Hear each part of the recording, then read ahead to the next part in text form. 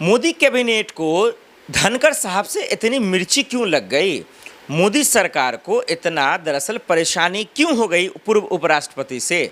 क्या पूर्व उपराष्ट्रपति की बातों में इतना जो है दरअसल तीखा क्या था?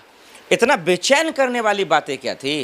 ये मोदी सरकार को हर एक लोगों की बातें चुभने क्यों लगी है? क्या वाकई में मोदी सरकार की उल्टी गिनती शुरू तो नहीं हो गई है? क्या जगदीप धनखड़ साहब क्या बदला लेने वाले हैं? क्या जिस तरीके से उनके साथ नाइंसाफ़ी हुई है, जिस तरीके से उनका कुर्सी छीना गया है, जिस तरीके से उनका इस्तीफ़ा लिया गया है, क्या ये जायज़ है? क्या ये लेने के लायक था? जो सवाल धनखड़ साहब कर रहे थे, क्या वो सवाल गलत था? क्या सवाल पूछना इस्तीफ़े का जवाब है? क्या सवाल पूछना कुर्सी छीनने का जवाब है? क्या सवाल पूछना दरअसल जो है एक उपराष्ट्रपति की कुर्सी छीन लेना है? और नया राष्ट्रपति कौन होगा? ये एक सबसे बड़ा सवाल है जिसका जिक्र हम आगे करेंगे। लेकिन मैं आपको बताता हूं कि धनखड़ साहब की बातें आखिर मोदी जी को या अमित शाह जी को या मोदी सरकार को चुभ क्यों रहा है, उनको परेशान क्यों कर रहा है, उनको हैरान क्यों कर रहा है। आइए उसके असली मकसद को समझिए। जिस तरीके से पूर्व उपराष्ट्रपति धनखड़ साहब ने ये किसानों के मुद्दे को उठाया, जस्टिस यशवंत वर्मा के मसले को उठाया, कानून व्यवस्था पर सवाल उठाया, और जिस तरीके से सुप्रीम कोर्ट में उसकी बहस चल रही थी पहले से उनके मामले को लेकर, वो गलत था। वो बहुत गलत बयानबाजी कर रहे थे, गलत फैसला भी कर रहे थे। सरकार के हाँ में हाँ जो कर रहे थे वो भी गलत था। लेकिन इस पिछले 1 सालों में जिस तरीके से उनका मंच से बयान आ रहा था, जो लगातार हम फॉरवर्ड न्यूज़ के माध्यम से सुना रहे हैं, वो बिल्कुल हक की बात उठा रहे थे। वो तो किसानों की बात उठा रहे थे। अब वो खुद इस जाट समाज से आते हैं, अब वो कह रहे हैं कि किसानों को इतना धोखे में क्यों रखा गया? किसानों के आंखों से आंसू निकल रहे हैं, किसानों के जो पसीने निकल रहे हैं, वो उनकी मेहनत की कमाई का थोड़ा सा भी हिस्सा नहीं आ रहा, पसीने का दाम भी नहीं आ रहा। तो उस बात को लेकर मोदी के मंत्री से सवाल पूछ लिया, तो इसमें मिर्ची क्यों लगना? धनखड़ साहब ने साफ शब्दों में यही कहा कि जस्टिस यशवंत वर्मा पर एफआईआर दर्ज कर उनको जेल में क्यों नहीं भेजा जा रहा? करोड़ों रुपए जल गए, उनके असली सच क्यों नहीं पता चल रहा? तो इसमें गलत कहाँ से है? किसानों की आय दुगुनी क्यों नहीं हो रही? उनको जो है उनका हक क्यों नहीं मिल रहा? ये सवाल पूछना गलत कैसे हो गया? और इसका अंजाम आप कुर्सी छीनने से देंगे, उनको इस्तीफा लेने से देंगे? ये तो बेईमानी है ना, ये तो नाइंसाफ़ी है। तो जगदीप धनखड़ साहब के साथ जो हुआ वो गैर जिम्मेदाराना है, गैर संवैधानिक है। ये भीड़ तंत्र का एक हिस्सा साबित करता है, क्योंकि जिस तरीके से उन्होंने आवाज़ें उठाई ये तो अच्छी बात है। ये तो नितिन गडकरी भी उठा रहे हैं कि अपनी सरकार फेल है, अमीर अमीर होते जा रहे हैं, गरीब गरीब होते जा रहा है। क्या उनको भी मंत्री से हटा देंगे? क्या नितिन गडकरी जी का कुर्सी छीन लेंगे? चिराग पासवान आपके कह रहे हैं, वो भी केंद्र के मंत्री हैं, वो तो साफ शब्दों में कह रहे हैं कि मैं जिस सरकार में मुझे शर्म आती है। तो क्या उनको शर्म क्यों आती है? इसका सवाल का जवाब है मोदी सरकार आपके पास। दरअसल ये सरकार डर चुकी है उन लोगों से जो लोग सवाल पूछते हैं। ये सरकार दरअसल अंदर से खोखली है, और वो इसलिए क्योंकि इनकी हैसियत नहीं है किसानों पर प्रॉपर सवाल का जवाब देने का, बेरोजगारों पर सवाल का जवाब देने का, महंगाई पर सवाल का जवाब देने का। ये लोग दरअसल अंदर से खोखले हैं। ये सिर्फ और सिर्फ ढोंग करते हैं, विश्वासघात करते हैं, और लोगों के साथ मजाक करते हैं। और इन तमाम जिम्मेदारियों को जब जगदीप धनखड़ साहब पूर्व उपराष्ट्रपति उठाते हैं तो उनको आप क्या करते हैं? दरकिनार कर देते हैं, उनको दरअसल जो है कुर्सी से हटा देते हैं। लेकिन कहीं ना कहीं धनखड़ साहब इसका बदला ज़रूर लेंगे आज न कल। देश की अगर वो नहीं लेते हैं तो देश की जनता लेंगे, उनके साथ देश की जनता, उनके साथ सुप्रीम कोर्ट के वकील अभिषेक मनु हैं, जिन्होंने साफ शब्दों में बताया सही क्या है, गलत क्या है। और भी बाकी लोगों को आना चाहिए। सोशल मीडिया पे एक मुहिम छिड़ी हुई है कि धनखड़ साहब के साथ गलत हुआ या सही हुआ, और किसने गलत किया किसने सही किया। दर्शकों, मैं आप पे ही छोड़ देता हूँ, आप लोग कमेंट कर बताइए। और अब जो भी नया राष्ट्रपति बनेगा उससे धनखड़ साहब को रिलेट कीजिए कि सही क्या होगा, गलत क्या होगा। क्या वाकई में जो है धनखड़ साहब जैसा उपराष्ट्रपति मिलेगा?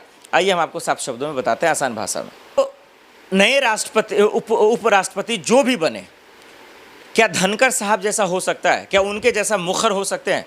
क्या संवैधानिक पद की मर्यादा बचाए रखेंगे जो पिछले 1 सालों में धनखड़ साहब ने बचाई है? जिस तरीके से सदन के पहले दिन जो सवाल उन्होंने पूछा, जस्टिस यशवंत वर्मा जैसे मामलों पर, किसानों के मामले पर जो मुखर होकर सरकार से सवाल पूछा, क्या वो दम रहेगा?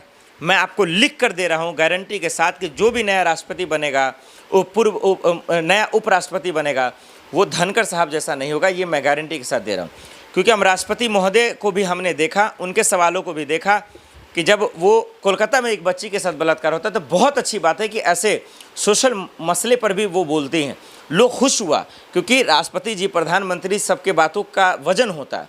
तवज्जो दिया जाता है, कानून व्यवस्था पे फ़र्क पड़ता है।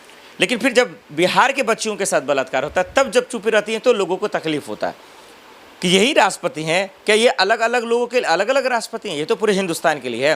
प्रधानमंत्री तो सबके लिए है। भले ही आज का प्रधानमंत्री एक पार्टी के लिए होगा, एक अलग बात है, लेकिन राष्ट्रपति तो सबके लिए हैं, वो तो सबके लिए बोल सकती हैं। लोगों के ये भी जो है शिकायतें रही हैं सोशल मीडिया पर, आप आराम तौर पे देख सकते हैं।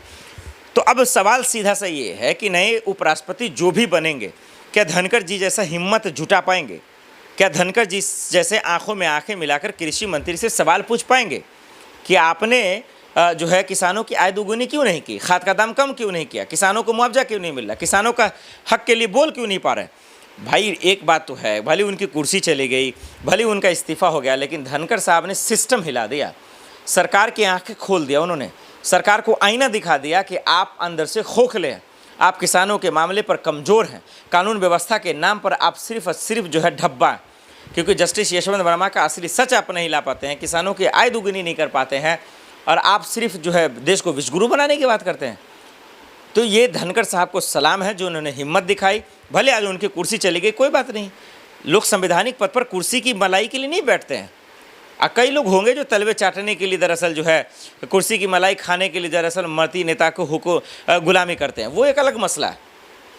दर्शकों, अब नए नए नाम आ रहे हैं कि नीतीश बाबू बनेंगे उपराष्ट्रपति, चंद्रबाबू नायडू बनेंगे, कोई कह रहा है जेपी नड्डा साहब को बना दिया जाएगा, कोई कुछ भी कह रहा है, सबके दिमाग में उलझुल, और बहुत सारे लोग जो हैं जो सदन के अंदर बैठे उनमें से नाम आ रहा है। अब कोई भी उपराष्ट्रपति बने, वो मामला नहीं होगा, मामला होगा कि क्या उस संवैधानिक प्रक्रिया की हिफाजत कौन करेगा, क्या कर पाएंगे, क्या जो संवैधानिक पद की शपथ लेगा क्या वाकई में उस शपथ को बरकरार रख पाएंगे, ये एक बड़ा सवाल होगा।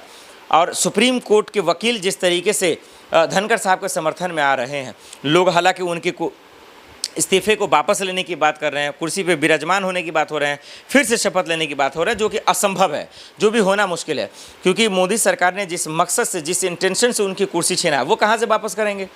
और सोचिए ना, उनके स्वास्थ्य का हवाला दे गया, बीमारी का हवाला दे गया, वो होते तो छुट्टी ले लेते, बहुत सारी प्रक्रिया है, और होते तो वो सदन के अंदर दिखते कि तबीयत हाँ ख़राब है, चलिए सर्दी हो गई है, जुकाम हो गया है, चलिए कमजोरी महसूस हो रही है, सर चकरा कर गिर जाते, कुछ भी हो सकता था। लेकिन ऐसा तो कुछ नहीं है, वो तो पहले दिन भी आए, माशाल्लाह अच्छे थे, फिट थे, भगवान ना करे उनका तबीयत ख़राब हो। तबीयत खराब दरअसल जो है आज सरकार की हो गई है, तो मोदी सरकार के में बैठे हुए मंत्री नेताओं की हो गई है, जो अपने ईगो की लड़ाई को लेकर उनका इस्तीफा करवा दिया उन्होंने, जो अपने घमंड को लेकर उनका इस्तीफा करवा लिया। देश की जनता सब देख रही है, देश में जो पार्लियामेंट है, जो सदन है, उनके अंदर बैठे लोग देख रहे हैं कि दरअसल ये बिचौलिए लोग किस तरीके से मिलकर गंदी राजनीति कर धनखड़ साहब का इस्तीफा ले लिया इन्होंने। अब इनकी कुर्सी वापस आए ना आए, ये वापस पद पे आए ना आए, लेकिन जिस तरीके से उन्होंने सरकार को चुनौती दी, जो चेतावनी दी, यकीन मानिए कि रातों की नींद जो है सरकार में बैठे मंत्रियों की उड़ तो जरूर गई है कि भाई साहब आपकी औकात नहीं है बेरोजगारों को रोजगार देने की, किसानों को हक देने की, और महिलाओं को जो है हिफाजत प्रदान करने की, ये सरकार की हैसियत नहीं रही है। यही वजह है कि धनखड़ जी जैसे और भी लोग आएंगे जिनका इस्तीफा और कुर्सी छीन तो लिया जाएगा, लेकिन उनकी बातों को, उनकी दरअसल बयानों को ज़िंदगी भर जो है याद रखा जाएगा। धनखड़ साहब के मसले पर दर्शकों, आप दर्शकों की क्या राय है, हमें कमेंट कर ज़रूर बताइएगा। फॉरवर्ड न्यूज़ देखने के लिए बहुत बहुत शुक्रिया, धन्यवाद।